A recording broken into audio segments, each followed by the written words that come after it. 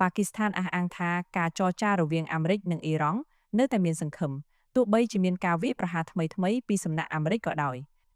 ប៉ាគីស្ថានដែលជាអ្នកសម្របសម្រួលបានអះអាងកាលពីថ្ងៃប្រហ័សទី30ខែកក្កដាថា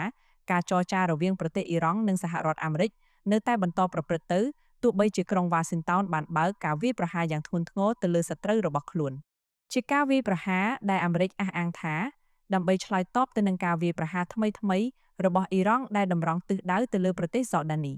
ក្នុងរយៈពេល2ថ្ងៃចុងក្រោយនេះប្រទេសអារ៉ាប៊ីសាអូឌីតបានចូលរួមជាមួយសហរដ្ឋអាមេរិកក្នុងការវាយប្រហារលើក្រុមប្រដាប់អាវុធនៅក្នុងប្រទេសអ៊ីរ៉ាក់ចំណែកឯប្រទេសអេស៊ីបបានរងការវាយប្រហារជាលើកដំបូងដោយដ្រូននៅកំពង់ផែសមុទ្រមេឌីទែរ៉ាណេហេតុការណ៍នេះបានធ្វើឲ្យប្រធានាធិបតីនៃប្រទេសនេះព្រមានថាបញ្ហាទំនាស់នៅមជ្ឈមបូព៌ាកំពុងប្រឈមមុខនឹងការកើនឡើងកម្ដៅយ៉ាងធ្ងន់ធ្ងរកាលពីថ្ងៃប្រហ័សទី30ខែកក្កដាប្រទេសហ្សាក់ដានីបានរាយការណ៍ថាខ្លួនបានស្ទាក់ចាប់មីស៊ីលរបស់អ៊ីរ៉ង់ក្នុងរយៈពេល2ថ្ងៃជាប់គ្នាខណៈដែលប្រទេសគុយវ៉ែតបានឲ្យដឹងថាការវាយប្រហាររបស់អ៊ីរ៉ង់ដែលបានប៉ះចំអគារក្រុមហ៊ុនចិនមួយបានបណ្ដាលឲ្យមនុស្សម្នាក់ស្លាប់ការត្រឡប់ទៅប្រយុទ្ធគ្នាដោយផ្ទាល់ឡើងវិញនេះបានកើតឡើងបន្ទាប់ពីផ្អាកប្រយុទ្ធគ្នាមួយរយៈដែលមានគោលបំណងចង់ឲ្យការចរចាមានភាពរីកចម្រើនឡើងវិញ